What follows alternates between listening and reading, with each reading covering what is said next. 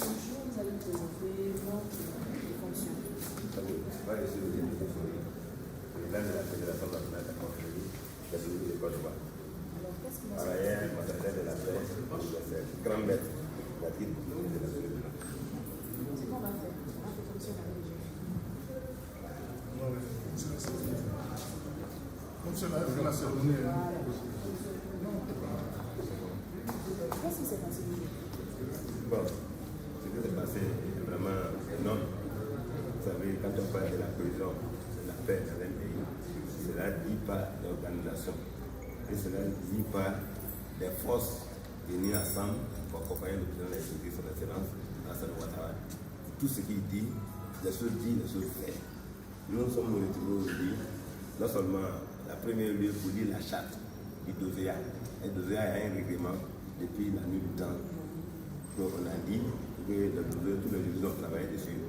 Désormais, le conflit de Côte d'Ivoire est à doter d'une charte, d'un comportement écrit. Pas ça maintenant, on s'adressait à des fortunats qu'on appelle des artisans. Si on va demander à l'État, s'il faut les réconfronter, pour les mettre dans notre métier, c'est ce qui fait que ça ne siège pas. Parce qu'aujourd'hui, on sent partout que les gens se tirent dessus, en fait, c'est des âmes personnelles.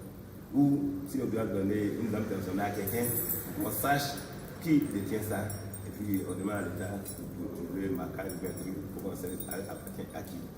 En troisième lieu, on a signé un partenariat avec Sinamissi, syndicat national de l'agriculture et minière.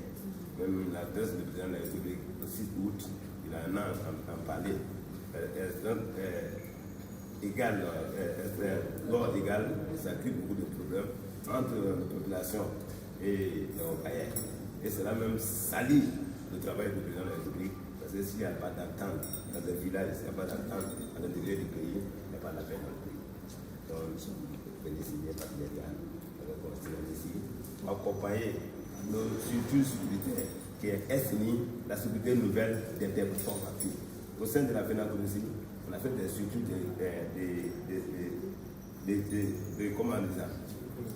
de sécurité et agricole et d'élevage. On a tous ces agréments-là. Ceux qui sont agriculteurs, les plans priés, on les accompagne. Ceux qui sont éleveurs, les plans priés, les accompagne. Ceux qui veulent faire la sécurité, comme on l'a fait égal avec le tenir une sécurité normale que vous connaissez, ils seront formés, mettre à la disposition des Sinamissi et des villages, des communautés villageoises. Alors, qu'est-ce que cela vous fait concrètement? Ceux qui seront formés? À partir des coopératives ouvrières des villages, le chef des villages et tous ces cadres de ces villages-là. Et c'est les mêmes dozeurs de ces villages qui vont garder désormais les sites. Ils connaissent qui est le village et qui n'est pas dans le village. Et le discours, ça est clair. Nous voyons des gens dans leur faille clandestin, on ne les connaît même pas, on ne sait pas c'est les touristes même qui sont là, on ne sait même pas. Mais désormais, si cela est fait, on ne trouvera pas n'importe qui et n'importe qui. Donc ils vont s'équiper quand le gouvernement a mis ce truc en place pour dégager les foyers illégaux. Quand vous venez de dégager, 1 mois, 2 mois, 3 mois, vous voyez que les gens ont pu récupérer le coin. Vous retirez que les dozeurs qui sont dans la localité, vous devez rester à faire des barrages sur la route. Vous devez faire ça en bouche là-bas. Vous surveillez, vous savez bon travail que le gouvernement fait, que vous ne devez pas que ça soit sali. Merci beaucoup. C'est bon.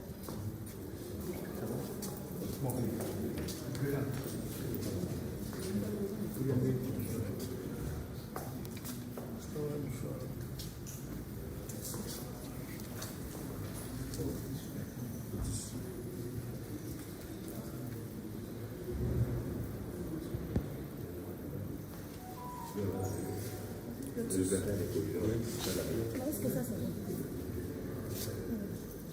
Merci. Ça va?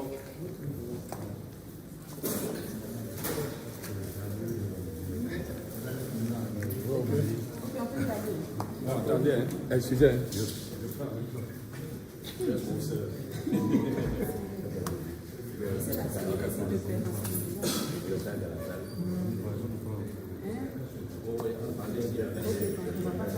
Oui. Monsieur, bonjour, vous allez présenter notre prénom fonction.